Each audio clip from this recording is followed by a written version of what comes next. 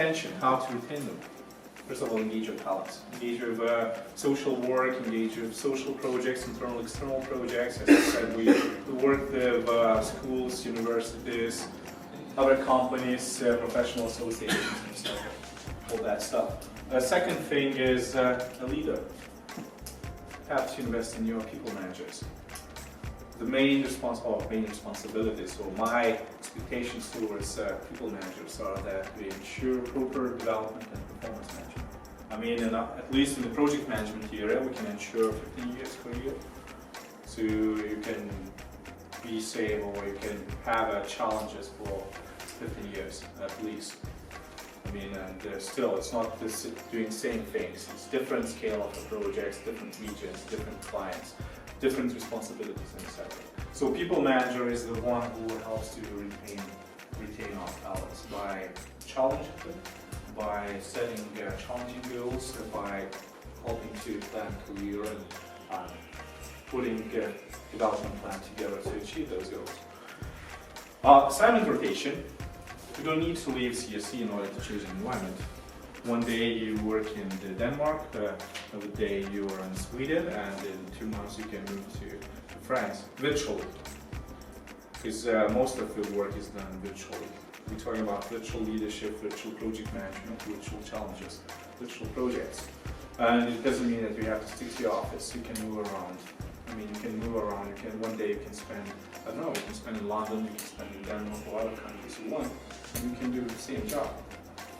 The only thing you need is an access to an internet and the PC and the phone. It's conference calls, mails, messengers. That's it. That's all that you need, and you have an access to all systems. What is the vocational education you have to go through to be able to take either of these types of jobs? One of the first steps is here. I mean, we started an orientation intro session to CSC as a company. Yes, we have graduate program, it's for 2 years. We have internship program, it's for 3 or 4 months. But as I understood, we don't want to spend so much time on this. In my field, it doesn't take a formal education to get in my field. So it takes a certain kind of skill, and it takes a certain kind of, as he said, motivation willingness to learn.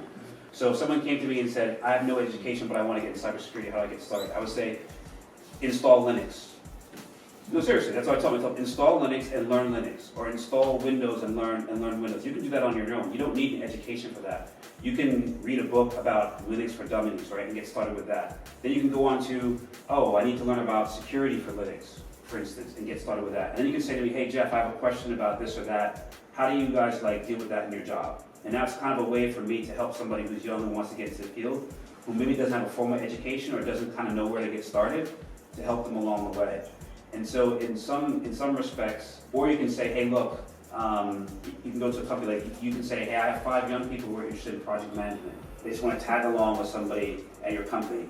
And you can make an arrangement with CSC Baltic, CSC Denmark, CSC Sweden, to just spend 1 day seeing what it's like. And that's how it gets started, because I understand that there seems to be like a hurdle, because it seems like, okay, you need the education first before you can even get in the door. But the way to get in the door is to just ask somebody and get started. I mean, that's what I did. 5 months later, I ended up in Denmark, right? It's a very strange way how it worked, but that's how it is.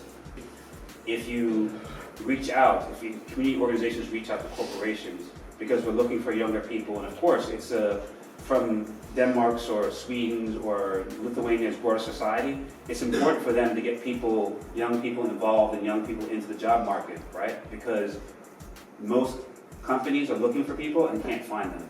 And like he said, it's very expensive to train an employee for 2 years and then have Barclays just steal them 2 weeks afterwards. Like, oh, thank you for training that guy, we'll take him. Right? So we want to keep young people engaged, young people involved, because we think it's very important for not only for the company, but for their own growth as people. So the directives right now is employment and volunteership, and being able to have vocational education. So if we want to take this education, we work with dashboards, we work with open source WordPress and blogging.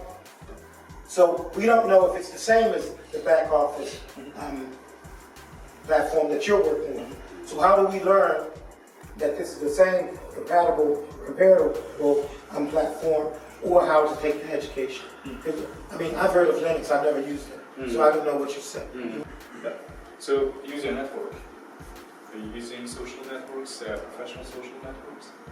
I think the difficult thing is that when you're dealing with, say, corporations, we have lots of things going on, and we can't know everything, right? So sometimes it requires someone from a non-formal education to reach out and say, hey, you know, there's a gap here. Like, okay, Jeff is talking about this, but we have a gap here, and how do we make that gap smaller so some of our young people can feel like they don't have this huge hurdle to jump over?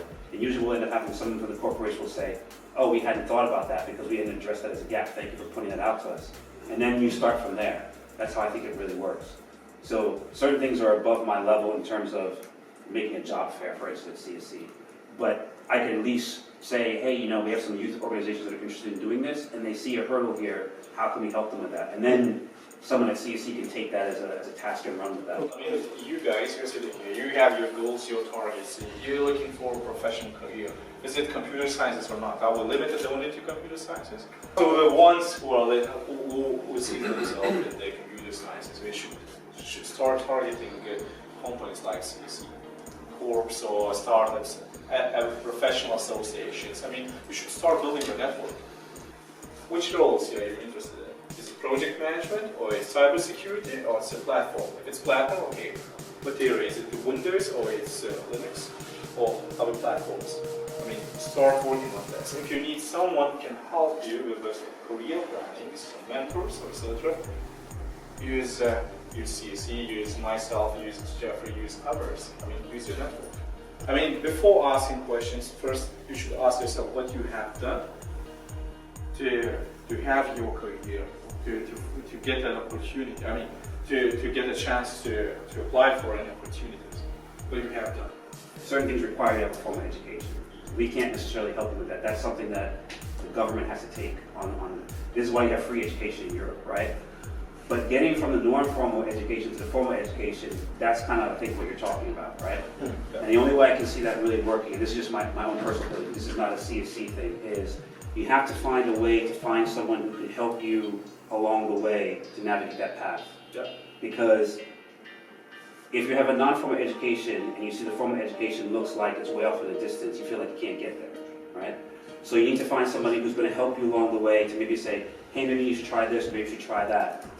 You know, people, it's a competition on some level, right? So when you go for a job, myself included, if I go apply for a job in cybersecurity, I'm competing with my peers.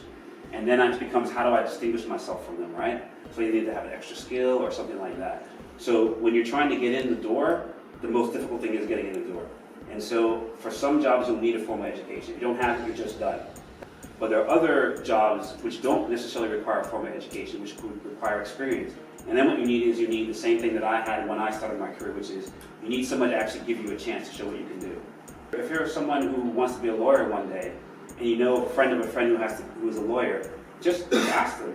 You know, you have to kind of be a little bit pushy, right, for what you want. You have to be a little bit, not pushing in an offensive way, but pushing in the sense that I'm very interested in this career, and I need to go chase somebody down because, you know, if you're not motivated to go ask somebody, why should they help you, right? If you come to me and say, oh, I'm interested in cybersecurity, but I never hear from you, why should I take you seriously, right?